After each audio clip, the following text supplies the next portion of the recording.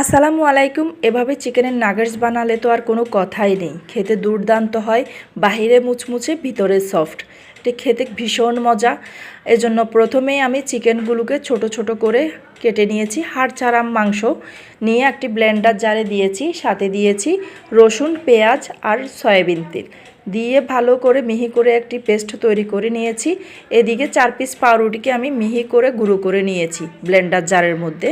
সাথে দিচ্ছি সাদা গোলমরিচের গুঁড়ো, লবণ, 1 চামচ বাটার আর দিচ্ছি সাদা ভিনেগার।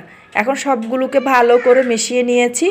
এদিকে আমি একটি প্লেটের মধ্যে সামান্য তেল হাত দিয়ে ছড়িয়ে দিয়ে এখন চিকেনগুলো সুন্দর করে ছড়িয়ে দিয়েছি। দেখতেই পাচ্ছেন ছুরির সাহায্যে স্কোয়ার শেপ দিয়ে নিচ্ছি। এভাবে করে দিলে চিকেনের নাগেটসগুলো পারফেক্ট হয়, খেতেও দুর্দান্ত লাগে। এখন 2টো ডিম ভেঙে নিয়েছি, সাথে দিয়েছি গোলমরিচের গুঁড়ো আর লবণ। এখন চিকেনের নাগেটসগুলোকে আমি ডিমের মধ্যে কোট করে তারপর কোট করছি ব্রেড গামের মধ্যে। ভালো করে চেপে চেপে কোট করে নিতে হবে। ভালো করে চেপে চেপে কোট করে নিলে বাহিরে মুচমুচে হয়, খেতে দুর্দান্ত লাগে। এভাবে করে আমি সবগুলোকে কোট করে নিয়েছি। দেখতেই পাচ্ছেন কতটা সুন্দর হয়েছে দেখতে। এভাবে করে আপনারা চাইলে বানিয়ে অনেক দিনের জন্য ফ্রোজেন করে রাখতে পারেন। আমিও মাঝে মাঝে এভাবে বানিয়ে ফ্রোজেন করে রাখি। এখন কিছুটা আমি তেলে ভেজে নিচ্ছি। দেখতেই পাচ্ছেন কিভাবে ভাজছি।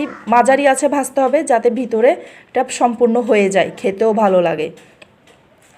মাঝারি আছে ভেজে ব্রাউন কালার হওয়া পর্যন্ত ভেজে নিচ্ছি, দেখতেই পাচ্ছেন।